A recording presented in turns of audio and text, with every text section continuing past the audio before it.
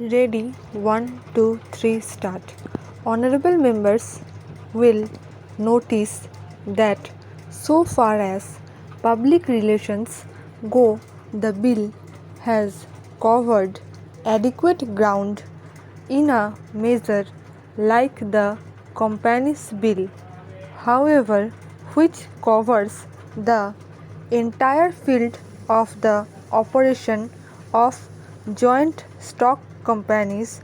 The limits of consultation and discussion can never be exhausted, and I would like to inform honorable members that although the bill was introduced in Parliament over 7 months ago, our officers have been engaged throughout this period in further studies and informal discussion with the interest concerned, and on occasion I have also participated in such discussions.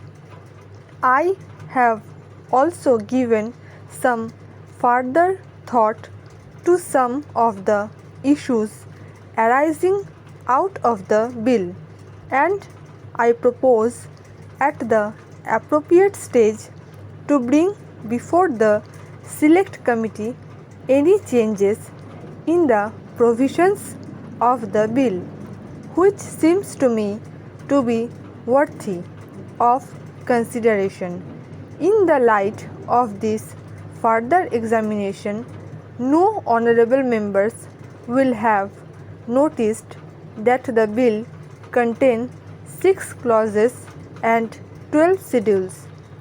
I think it is probably one of the longest legislative measures in recent legislative history, but its size might be regarded as misleading unless I make a few comments. The bill is both, one must remember, a consolidating and amending measure. As mentioned in the statement of objects and reason, this is the first opportunity which has occurred since 1923 for the consolidation of the Companies Act. Advantage has been taken of this opportunity to redraft several long and complicated sections in the present Act, which have been split up into a large number of clauses, which is the largest single factor accountable for the increase in the number of clauses in the bill. New clauses embodying substantial changes in the present law would hardly constitute more than a small fraction of the bill. I would also draw attention to the structural changes in the bill, to which a reference has been made in the statement of objects and reasons.